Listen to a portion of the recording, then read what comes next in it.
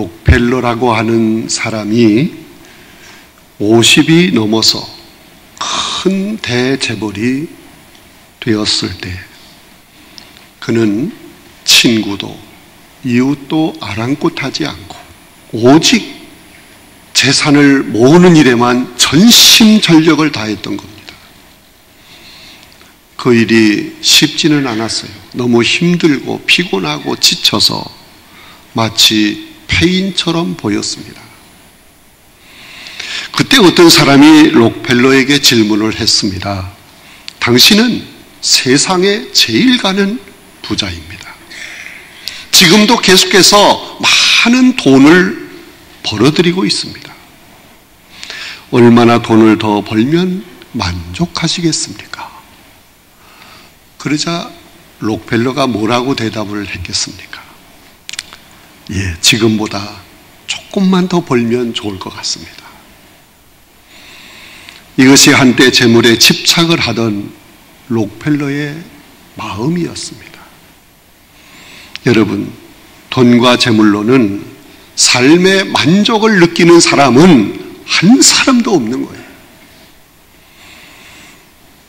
커다란 집도 아주 광채나는 찬란한 보석도 시간이 지나면 별거 아닌 것처럼 보이고 만족하지 못하게 되는 것입니다.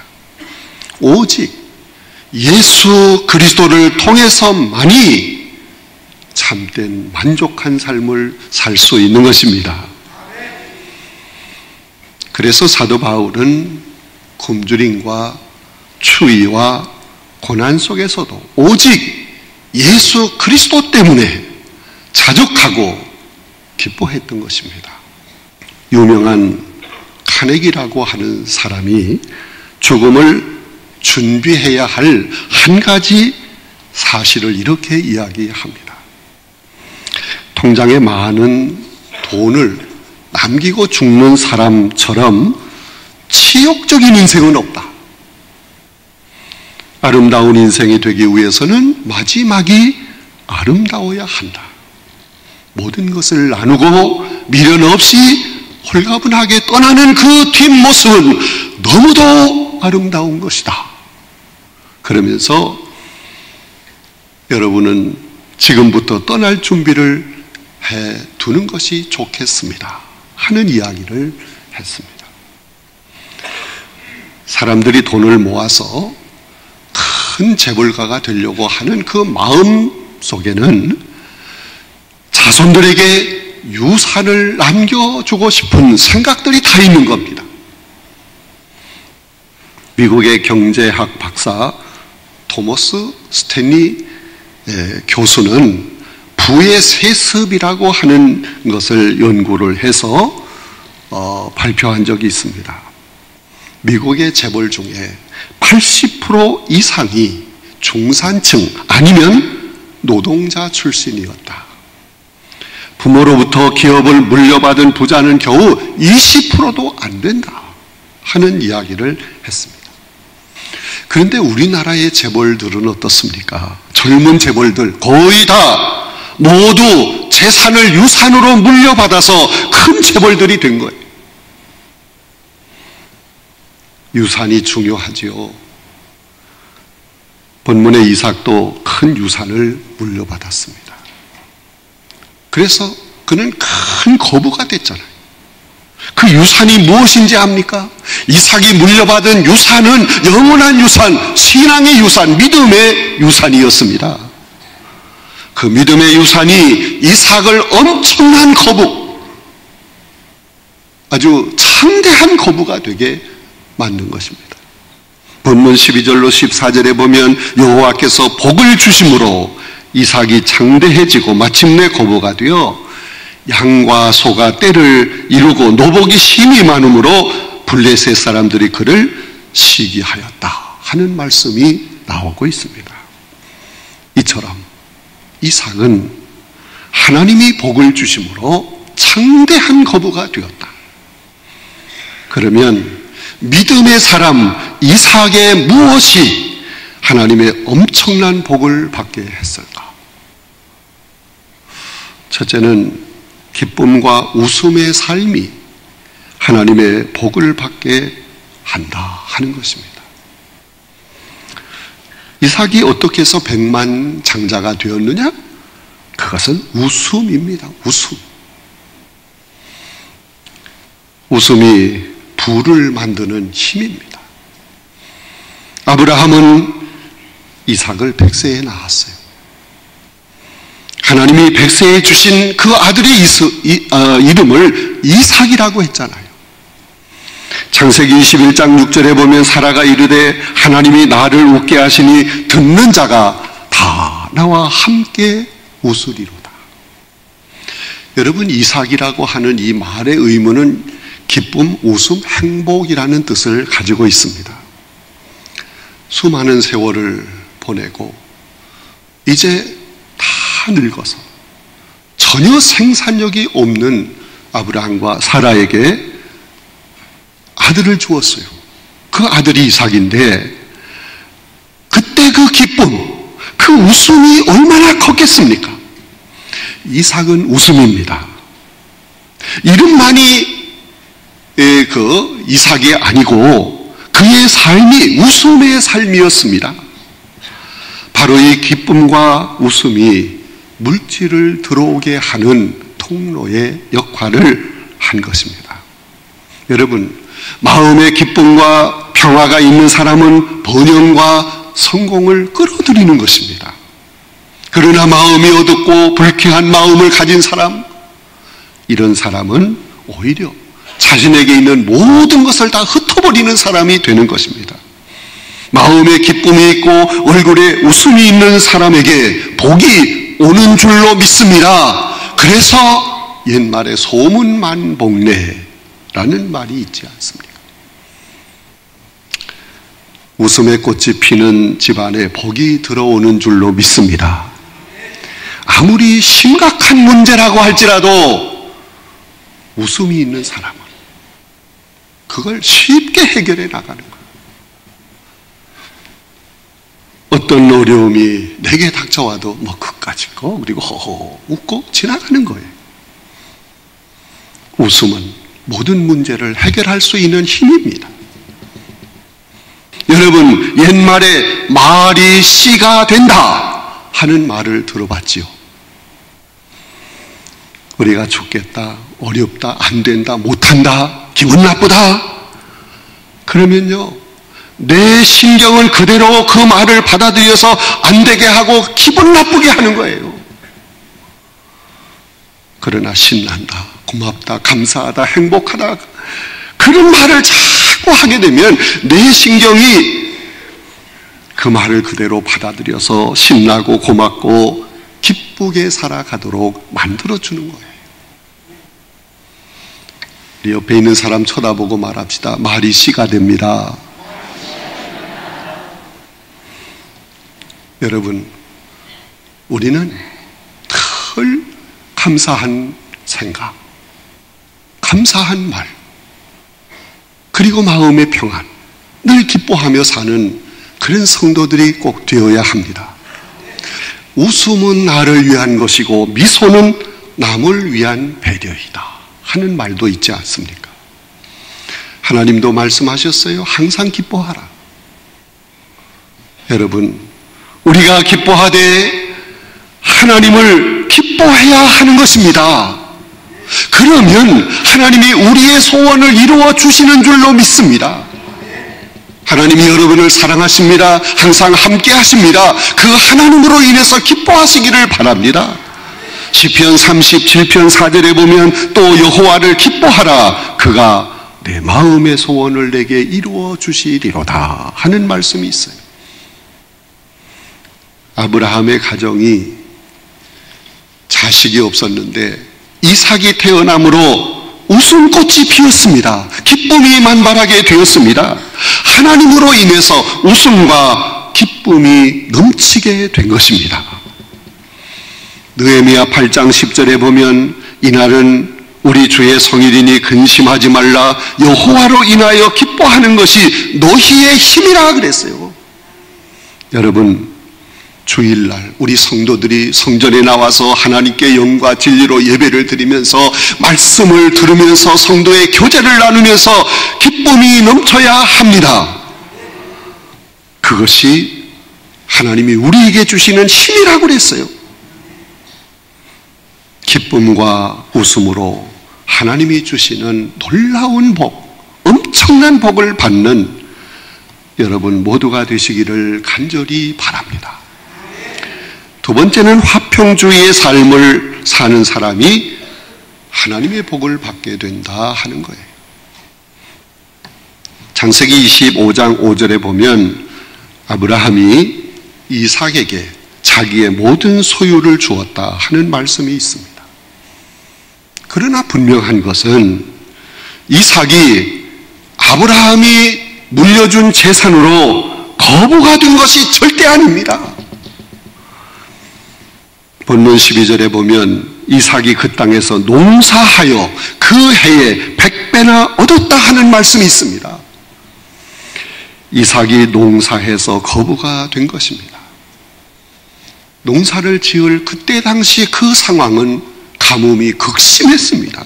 그럼에도 불구하고 농사를 지었더니 하나님께서 100배나 얻을 수 있도록 놀라운 복을 주신 줄로 믿습니다.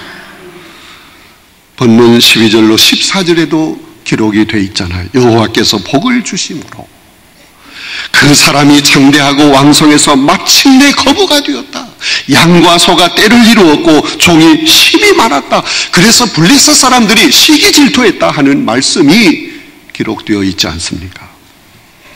이삭이 거부가 된 것은 하나님이 복을 주심으로 큰 창대한 복을 누리게 된 줄로 믿습니다. 하나님이 왜 이삭에게 이런 복을 주셨을까? 무엇 때문일까? 그것은 평화이기 때문에, 평화 때문입니다. 평화. 이삭은 믿음의 가정에서 아주 중요한 성공의 비결을 배웠습니다. 그것은 자기 마음을 평화스럽게 다스려 나가는 힘, 그걸 배운 거예요. 그 힘으로 시기와 미움으로 공격을 받아도 절대로 그 마음의 평정을 잃지 않았습니다. 그는 화평주의라고 하는 이 무저항의 힘을 가지고 있었습니다. 그는 사방으로 우겨싸임을 당하여도 절대로 흔들리지 않았어요. 좌절하지 않았어요. 시편 46편 2절 3절을 보면 그러므로 땅이 변하든지 산이 흔들려 바다 가운데에 빠지든지 바닷물이 솟아나고 뛰놀든지 그것이 넘침으로 산이 흔들릴지라도 우리는 두려워하지 아니하리로다 하는 말씀이 있습니다. 두려워하지 않는다. 어떤 일이 벌어져도 절대로 두려워하지 않는다. 이것은 평안이 주는 힘 때문에 그렇습니다. 여러분, 요한복음 14장 27절에서 우리 주님이 분명히 말씀했습니다. 내가 너에게 평안을 준다. 이 평안은 세상이 주는 것과 다르다 말씀하셨어요. 여러분, 부당한 공격을 받았을 때, 억울한 말을 들었을 때 마음의 평정을 유지하는 건 너무너무 힘듭니다. 그러나 블레셋 사람들이 폭군처럼 나올 때 이삭은 무저항으로 그들을 맞섰습니다. 그것이 바로 세상에 줄 수 없는 평화의 힘이 있었기 때문에 그렇습니다. 이삭은 무저항으로 상대를 이길 수 있는 평화의 백만장자가 된 줄로 믿습니다. 예수님은 마태복음 5장 5절에서 온유한 자는 복이 있나니 그들의 땅을 기업으로 받을 것이라고 했습니다. 대부분의 사람들은 많은 것을 얻기 위해 치열한 싸움을 벌입니다. 생존 경쟁에 치열함을 보입니다. 그러나 이삭은 싸우지 않고도 많은 부를 얻게 된 것입니다. 이삭은 무저항이라고 하는 성공의 비밀로 블레셋의 공격을 이긴 것입니다. 블레셋 사람들의 그 심보에는 시기 질투심이 너무너무 많았습니다. 그들은 이삭이 거부가 되는 것을 보면서 이삭이 마시고 있는 우물을 다 메우는 거예요. 그것도 한 번도 아니고 두 번, 세 번 계속 많은 우물을 다 메웁니다. 여러분, 고대 중동에서 이 우물이라고 하는 것은 생명처럼 소중한 거예요. 죽이겠다는 거와 마찬가지입니다. 그러므로 우물을 메운다고 하는 것은 칼부림이 생길 정도로 너무너무 화나는 일입니다. 그러나 이삭은 화평주의로 모든 걸 이겨나갑니다. 그가 세 번째 다시 우물을 파고 그 이름을 르호봇이라고 했다. 22절에 나오는 말씀입니다. 르호봇이라는 말은 충분히 넓다 하는 뜻입니다. 블레셋 사람들이 이제는 더 이상 손대지 않을 정도로 이 이삭은 화평주의로 모든 걸 극복하고 이긴 것입니다. 이삭은 평화의 사람입니다. 친구와 또는 이웃과 또는 블레셋과도 절대로 다투지 않았습니다. 누구와도 다투지 않았습니다. 양보하고 물러섰습니다. 여러분, 양보할 때 빼앗기는 것 같고 잃어버리는 것 같고 손해보는 것처럼 보입니다. 그러나 이것은 후퇴가 아닙니다. 이것은 손해보는 일이 절대로 아닙니다. 이삭은 그 평화의 힘으로 하나님이 주시는 놀라운 백만장자의 복을 받게 된 줄로 믿습니다. 사도 바울은 갈라디아서 5장 15절에서 이렇게 말씀을 합니다. 만일 서로 물고 먹으면 피차 멸망할까 조심하라. 화평주의자가 하나님이 주시는 그 엄청난 놀라운 복을 받게 되는 것을 믿으시기 바랍니다. 잠언 16장 32절에 보면 노하기를 더디하는 자는 용사보다 낫고 자기 마음을 다스리는 자는 성을 빼앗는 자보다 낫다 하는 말씀이 있습니다. 주님이 우리 속에 채워주신 이 평화의 힘으로 하나님이 주시는 참대한 복을 받는 여러분 모두가 되시기를 간절히 바랍니다. 세 번째는 협상이 하나님이 주시는 복을 지키게 하는 것입니다. 협상이란 국가 사이의 친선 관계를 유지시키는 일입니다. 이 협상을 다른 말로 말하면 타협이라고 하는 것입니다. 타협이란 양쪽 편이 서로 좋도록 협의를 하는 것입니다. 이삭은 개인입니다. 그러면서도 족장이었습니다. 그런데 이삭이 맞서는 블레셋은 나라잖아요, 나라. 그러나 이삭은 고도의 협상 전략을 발휘해서 블레셋의 모든 방해를 막아버리고 마침내 그 땅에 정착을 해서 더 번성하게 된 줄로 믿습니다. 이삭은 밀리고 양보하고 손해보는 것 같이 보였지만 그는 고도의 협상 전략으로 계속해서 블레셋 땅에서 더욱더 번성하게 된 것입니다. 본문 22절에 보면 이제는 여호와께서 우리를 위하여 넓게 하였으니 이 땅에서 우리가 번성하리로다 하는 말씀이 있습니다. 이삭은 손해를 보고 모든 것을 빼앗기는 것 같았습니다. 그러나 이삭은 블레셋 땅에서 계속해서 하나님이 주시는 놀라운 번성의 복을 누리게 된 것입니다. 여러분, 고도의 신앙의 협상은 우리의 복된 삶을 지켜주는 아주 필수적인 일인 줄로 믿습니다. 노사 간의 갈등, 부부의 갈등을 해결하지 못하면 마침내 파멸의 길로 가는 겁니다. 긴장과 대립에 날을 세우고 있으면 피차 망하는 것입니다. 그러므로 타협이 있어야 돼. 협상이 있어야 돼. 근데 이 협상, 타협이라고 하는 말을 하게 될 때 기독교 성도들 중에는 알레르기 반응을 일으키는 사람이 있어요. 아니, 기독교인이 무슨 타협을 해? 그러나 여러분, 거룩한 타협, 신앙인의 타협은 꼭 필요한 거예요. 허브 고헨이라고 하는 사람이 쓴 협상의 법칙이라고 하는 책을 보면 협상을 통해서 뭐든지 얻을 수 있다. 세계도 움직일 수 있다. 협상의 힘이 이렇게 크다 하는 이야기를 했습니다. 협상은 비즈니스 세계에서만 하는 일이 절대로 아닌 것입니다.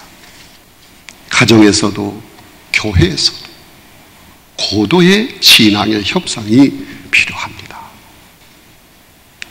어느 유태인 부부가 부부싸움을 심하게 했어요. 막 뚜껑이 열렸습니다. 더 이상 못 산다. 이혼하자. 그래, 이혼하자. 그래서 가지고 있는 모든 걸 다 반으로 나누기로 의견을 모았어요. 재산은 똑같이 반으로 나누어 놓고 이제 자식을 나누어야 돼. 근데 자식이요, 몇 명인지 아세요? 11명이야. 어떻게 반으로 나누어? 5명, 그리고 1명은 반으로 쪼개? 말이 안 되잖아. 이걸 어떻게 자식을 나눌까 고민하다가 랍비를 찾아갔어요. 그래서 고민을 다 털어놨지 않겠습니까? 그러자 랍비가 그의 말을 듣고 한 가지 묘안을 생각해냈습니다. 11명은 도저히 나눌 수 없어. 그러니까 두 사람이 빨리 아기 한 사람을 더 낳아. 그럼 12이니까 반으로 나눌 수 있잖아. 아, 왜 그걸 생각을 못했지? 우리가 빨리 가자고 집으로 막 둘이 달려가가지고 침실로 들어갔습니다. 그리고 하나를 만들어냈습니다. 점점 배가 불러오는데 너무너무 많이 불러. 이상하다 생각하고 자식을 낳았는데 뭘 낳았을까요? 어떻게 그렇게 잘 알아? 쌍둥이를 또 낳았어. 그럼 13명이잖아. 어떻게 또 나눕니까? 남편이 그때 깨닫고 이야기를 합니다. 내가 그동안 잘못한 게 많은 것 같아. 하나님의 뜻이 헤어지지 못하게 하는 것 같아. 그냥 같이 살자고. 아내도 나도 그런 생각을 했다고. 그래서 다시 이 부부가 서로 좋은 관계 속에서 행복한 가정을 누리게 됐다. 이게 뭐예요? 신앙의 협상입니다. 필요하잖아요. 여러분, 잠언 17장 1절에 보면 마른 떡 한 조각만 익혀도 화목하는 것이 좋다 그랬어요. 이삭은 창대하고 왕성한 거부가 되었습니다. 무엇이 그런 놀라운 복을 받게 했습니까? 그의 기쁨과 웃음이 하나님이 주시는 복을 받게 해준 것입니다. 그의 화평주의의 삶이 하나님이 주시는 복을 받게 해준 것입니다. 싸우지 않고 타협한 고도의 신앙의 협상이 복을 받게 해주는 것입니다. 야고보서 3장 16절에 시기와 다툼이 있는 곳에는 혼란과 모든 악한 일이 있다 그랬어요. 그러므로 사도 바울은 로마서 12장 18절에서 할 수 있거든 너희로서는 모든 사람과 더불어 화목하라 하는 말씀을 주신 것입니다. 사랑하는 성도 여러분, 화평의 사도가 되어서 화평주의자가 받는 이삭이 받았던 그 놀라운 창대한 거부가 되는 이 엄청난 복을 받는 여러분 모두가 되시기를 간절히 바랍니다. 그래서 행복한 한 해를 사는 여러분 모두가 되시기를 주님의 이름으로 축원합니다.